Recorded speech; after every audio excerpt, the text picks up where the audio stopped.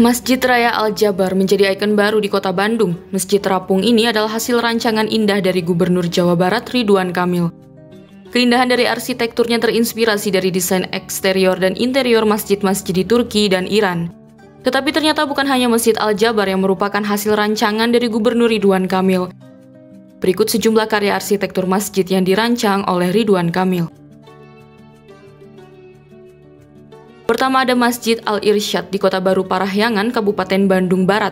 Dibangun di tahun 2009, masjid ini memiliki daya tampung jamaah sebanyak 1.500 orang.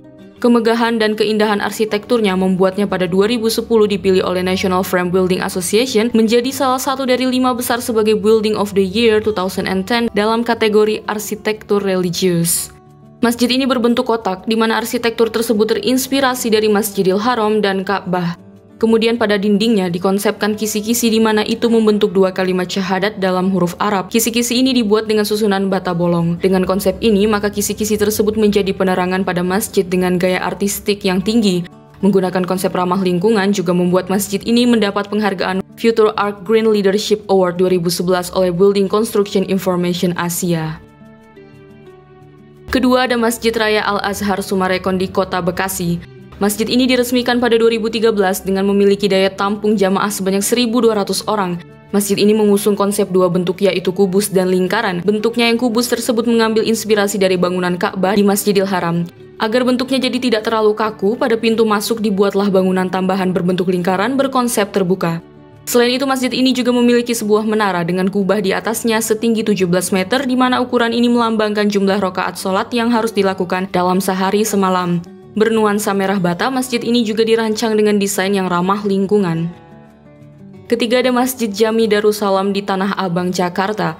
Masjid ini selesai pembangunannya pada 2015 dengan memiliki daya tampung jamaah sebanyak 1.500 orang. Masjid ini juga dikenal sebagai masjid segitiga karena bentuknya yang segitiga.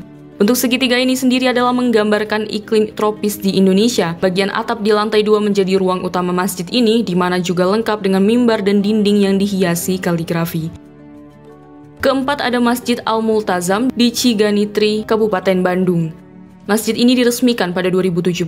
Masjid ini didesain berbentuk kubus. Pada dindingnya terdapat lafaz hamdalah yang menjadi keunikan dari masjid ini.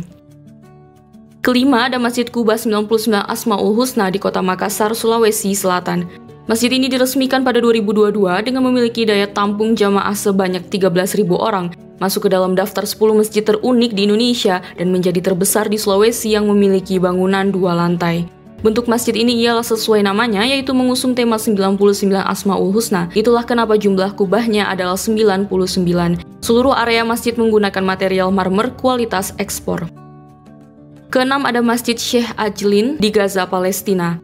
Masjid ini dibuka pada tahun 2022. Masjid ini merupakan pembangunan kembali karena aslinya sempat hancur oleh serangan Israel. Kini masjid ini telah kokoh kembali berdiri dengan rancangan keren dari Ridwan Kamil. Bangunannya sendiri terdiri dari 3 struktur bangunan yang berdampingan secara vertikal. Bentuknya yang unik ini membuat netizen menyebut bahwa bentuk dari masjid ini mirip dengan PS5. Tetapi, sebenarnya bentuk ini terinspirasi dari bambu runcing yang melambangkan keberanian dan semangat perjuangan, di mana konsep ini menggabungkan bentuk bangunan modern dan simbol nilai-nilai Islam.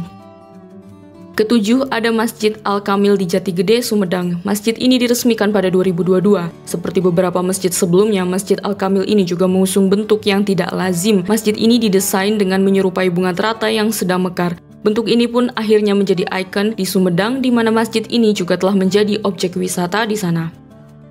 Kedelapan ada Masjid Akbar 1000 Bulan di Banyumas, Jawa Tengah. Masjid ini masih dalam tahap konstruksi, dikadang akan menjadi masjid terbesar di Kabupaten Banyumas.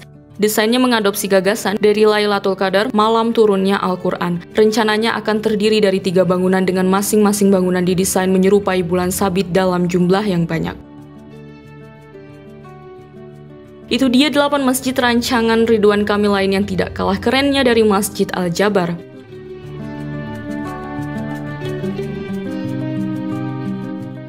Dalam setiap membangun masjid, tentu ada ketentuan tertentu pada arsitekturnya. Pertama, bentuknya. Bentuk masjid yang utama adalah persegi atau persegi panjang agar saf dapat tersusun secara lurus dan arah kiblat terlihat jelas.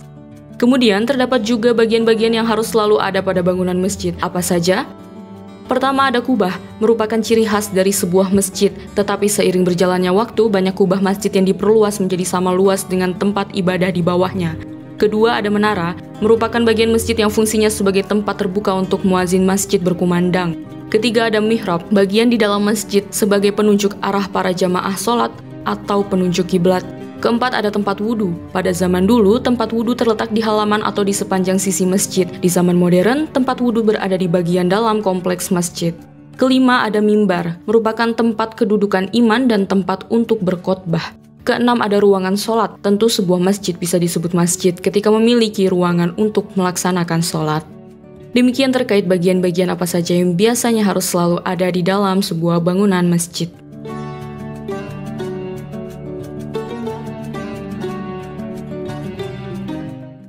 Terima kasih sudah menonton video ini. Jika kalian suka videonya, jangan lupa tekan tombol like dan nantikan video-video top konstruksi berikutnya agar tidak ketinggalan berita-berita terbaru seputar dunia konstruksi Indonesia. Salam konstruksi!